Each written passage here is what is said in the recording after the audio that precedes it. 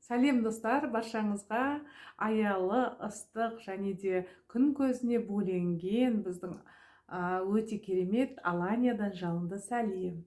Баршаңыздың сұрақтарыңыз бойынша, сұрауларыңыз бойынша, яғни менің оқырмандарым, достарым, таныстарымның барлығы жан-жақты Алания туралы білгісі келіп, ақпарат күтіп отыр екен.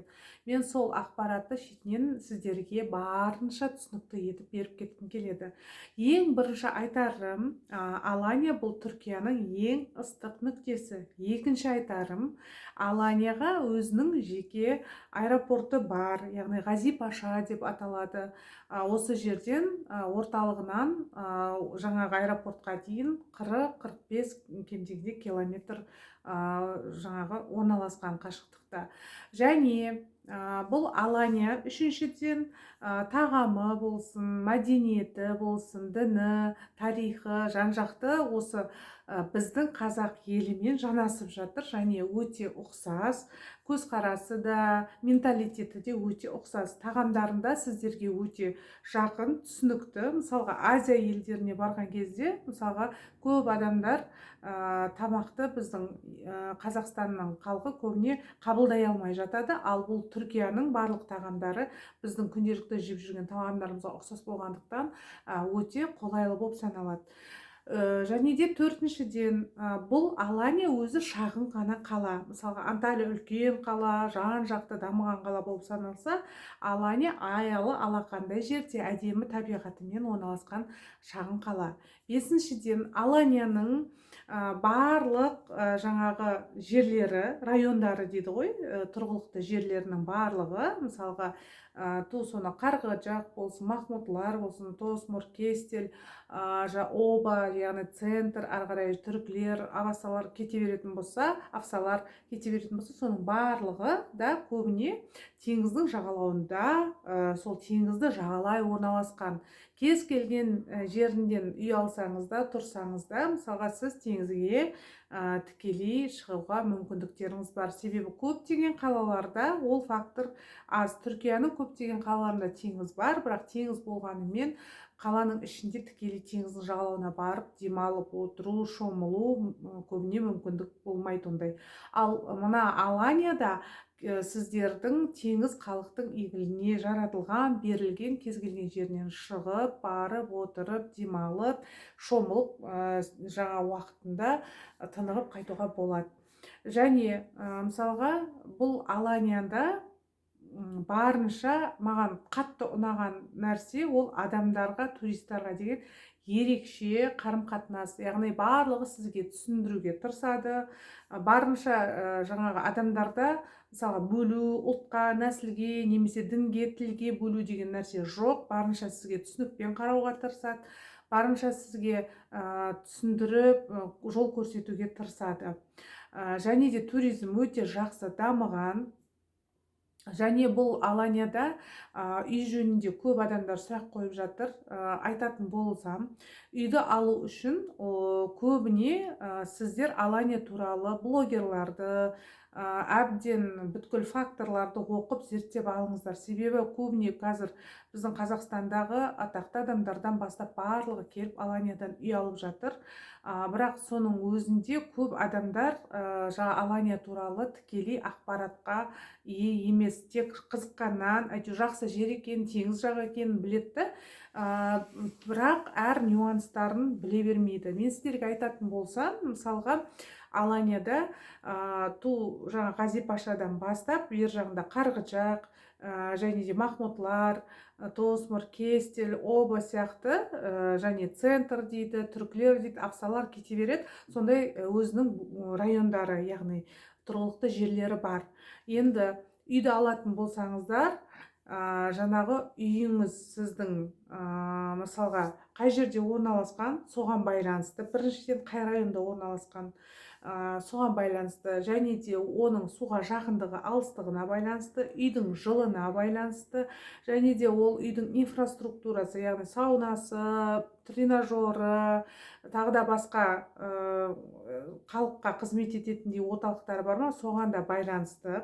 Және де үйдің былай алған кезде қандай үй, мысалға жаңа салынып тек сырттан келген адамдарға арналған үй ма, әлде жергілікті халықтың тұратын үйі ма, соған да байланысты. Негізі ол да фактор бұл жерде ойнайды.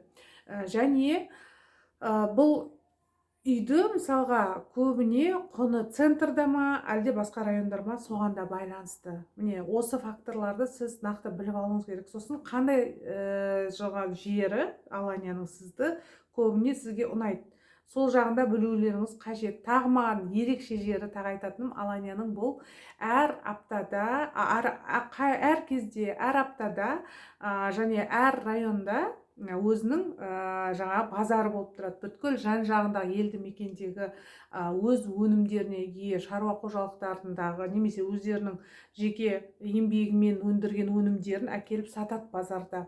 Сол жағына келген кезде қысы жазы бұл жақта тамақтың жаңағы бүткіл бақша өнімдерінің өте табиғи және де нақты таза екеніне көздеріңіз жете алады.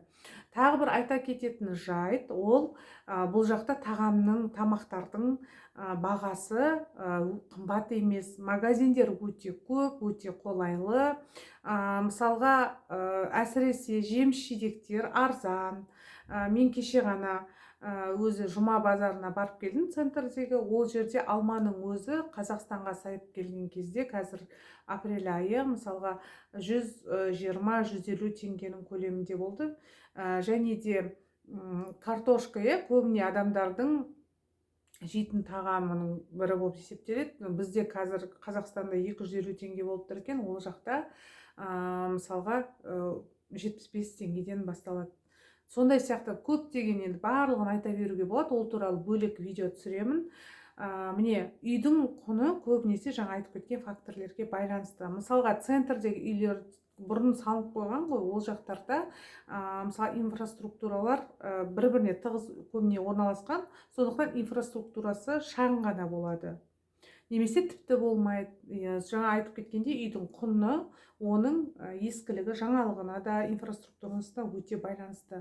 Мысалға орталықтағы үйлер, мына Махмутлардағы үйлерге қараған кезде инфраструктурасы шағын болса да қымбатырақ болады. Себебі өздеріңіз біліп отырғаныңыздай, барлық жаңағы орталықтағы үйлерге Аланияның мәдени орталықтар, тарихи орталықтары, өркениеті, көретін жерлер, қыдыратын жерлер және де әдемі теңіз жағалауындағы парктердің көбісі орталықта орналасқан. Басқа райондарда өте керемет, бірақ көбіне адамдар сол орталыққа келіп демалады. Сондықтан осы факторларды сіздер білгендеріңіз жөн. Яғни Аланияда табиғат өте тамаша, және қазіргі уақыттарда енді пандемияға байланысты кейбір уақытта сенбі, жексенбі күндері жаңағы локдаун болып жатады. Бірақ сіз егер турист болып қыдырып келетін болсаңыз, сіздерге емін-еркін жүріп тұруға болады. Ал егер тұрғылықты халық ретінде ВН алып тұратын адамдардың барлығына әрине үйде 2 күн бойына тек қана есіктің жанындағы жақын жердегі магазиндерге тағам алуға ғана баруға болады. Және Қазақстанға тағы бір Аланияға келудің ерекшелігі, ол қыдырып келсеңіздер де, тұруға келсеңіздер де, бірақ қыдырып келсеңіз 3 айға дейін визасыз Түркияда жақсы өмір сүріп тұра аласыздар. Міне осындай факторлар бар. Және де бұл жақта көбінесе үйді риэлторлар арқылы алып жатады. Мысалға, және мен тағы да біліп жатқаным, жергілікті тұрғылықты халық арқылы да жаңағыдай арзандау үйді алып жатуға мүмкіндік бар екен. Сондықтан көбінесе Аланияға келген адамдар қыдыруға, жазғы уақыттарға келеді. Мен өзім жазғы уақыттың ыстығы өзіме қатты, енді демалуға өте керемет, әрине, загар аласыз, витамин Д аласыз демекші. Бірақ мен өзім жеке басым көктемде немесе күзде демалғанды жақсы көремін осы жақтарда. Және өзімде осы өзімнің жасаған бизнесімнің арқасында осы аялы Аланиядан үйлі болдым, Құдайға шүкір деп айтамын. Сондықтан әлі де қаншалықты сіздерге басқа тақырыптар, Алания жөніндегі сұрақтарды барынша ақпараттарды қамтып көрсетуге тырысамын. Барлықтарыңызға сәттілік тілеймін. Өмір тамаша. Әрқашанда тек үлкен мақсат қойып, барынша әдемі, табиғаты да сұлу, мәдениеті де көрікті, тарихы да тереңде жатқан елдермен саяхаттап, немесе сол елдерден жекеменшік үйлеріңізге ие болып, бақытты өмір сүрулеріңізге тілектеспін. Сәттілік тілеймін.